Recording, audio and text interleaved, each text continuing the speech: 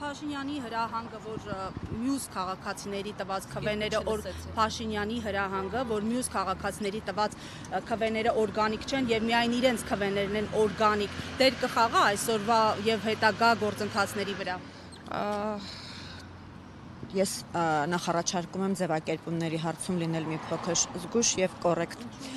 որովհետեւ ոչինչ չի պատահի։ Պարզապես ես առաջարկում եմ, համենայն դեպս եթե դուք ահաբեկվում եք իմ խոսքից, ես կարծում եմ խնդիրը ինձ մեջ չէ։ Ցանկացած տեղ կարող ենք լինել եւ ազատ խոսքը Հայաստանի Հանրապետությունում երբեւե այսքան պաշտպանված չի եղել, քան հիմա։ Հայաստանի Հանրապետության վարչապետը խոսել է այն մասին, որ ընդդիմությանը տրված քվեները օրգանիկ չեն, նաև տոկոսը հնչեցրել եւ այդ մասին նաև հանրության լայն շրջանակների ընկալումն է։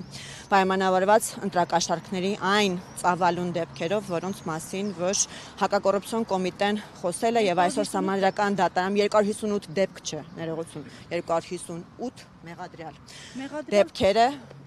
խոսքը դեպքի մասին չէ, խնդրում եմ ուշադրիր հետևել հակակոռուպցիոն կոմիտեի հաղորդագրությունը եւ նաեւ դուք ինձ հարց եք տվել եւ եթե միջև վերջ թույլ տաք պատասխանեմ, գուցե ձեզ մոտ հարցեր նոր չառաջանան։ Եվ մենք ոչ թե երկխոսենք, այլ ձեր հարցերին թույլ տաք պատասխանեմ։ Հակակոռուպցիոն կոմիտեն թե իր հաղորդագրությունում, թե նաեւ տեղյակ եք, որ դիմել է Արդարադատության նախարարությանը ներկայացնելով բոլոր այն խնդիրները, որ իր կողմից դիտարկվել են, արձանագրվել են քարոզչության ընթացքում եւ առհասարակ նախագահի կողմից ընտրությունների հրամանագիրը ստորագրելուց եւ հրապարակելուց հետո։ Դրանք ներառել են ընտրակաշառքների դեպքեր, ենթադրյալ բարեգործության խախտման դեպքեր եւ այլն, եւ այդ մասին հակակոռուպցիոն կոմիտեն նաեւ այսօր լինելով համապատասխանող մանրամասն կներկայացնի Սահմանադրական դատարանում։ Եվ այս պայմաններում բնական է, որ նաեւ պետք է անդրադարձ լինի այդ արատավոր երևույթի, մասնավորապես ընտրակաշառքի, այդուհանդերձ թույլ տվեք ավարտեմ խոսքս, ազդեցությանը ընտրողի կամքի ազատ արտահայտման վրա եւ արդեն կտեսնենք թե Սահմանադրական դատարանի դիրքորոշումը որն է այդ հարցի վերաբերյալ։ Ամեն դեպքում այստեղ ճշգրտելու հարց կա, նայեք, ձեր քաղաքացիական պայմանագիր կուսակցության վերաբերյալ եւս հայտարարություններ եղան, կարծենք իրավական process էլ մեկնարկեց ականատես դիտորդի կողմից, Դանիել Հովհաննիսյանը այնտեղ խնդիրներ տեսավ Իմ քայլը հիմնադրամի հետ կապված եւ այլն։ Կարծեք բարեգործության արգելքը խախտելու հետ կապված եւ ինչու են այս բոլոր գործերը վերաբերվում միայն ընդդիմադիրներին, մենք չտեսանք մի գործ, ժողովրդավար պետություն մենք ապրում։ Հովհաննիսյանը քրեական գործի հարց բարձրացրել է Իմ քայլը հիմնադրամի հետ կապված։ Հիմա իրավական process-ները ինչու են մեկնարկել, բացառապես։ Հարցնում եմ քրեական գործի հարց բարձրացրել է Դանիել Հովհաննիսյանը։ Դուք ասում եք բարեգործության արգելք։ Բարեգործության արգելքը քրեական օրենսգրքով նախատեսված դրույթ է։ Դանիել Հովհաննիսյանը նման այդ դրույթի խախտման հարց բարձրացրել է։ Ասում եմ այդ դրույթի խախտման հարց բարձրացրել է։ Իսկ հիմա իրավական այդ մանվածապատ խնդիրները։ Չէ, որովհետև դուք պետք է մտնեք, որովհետև մենք խոսում ենք քրեական հանցագործության մասին, դուք խոսում եք Դանիել Հովհաննիսյանի կողմից դիտարկման մասին, որը որևէ կապ չուներ քրեական հանցագործության հետ։ Դրանք այլ պարագա լիներ, քրեական գործ կհարուցվեր թե չէ, ըստ ձեզ։ Իսկ օրինակ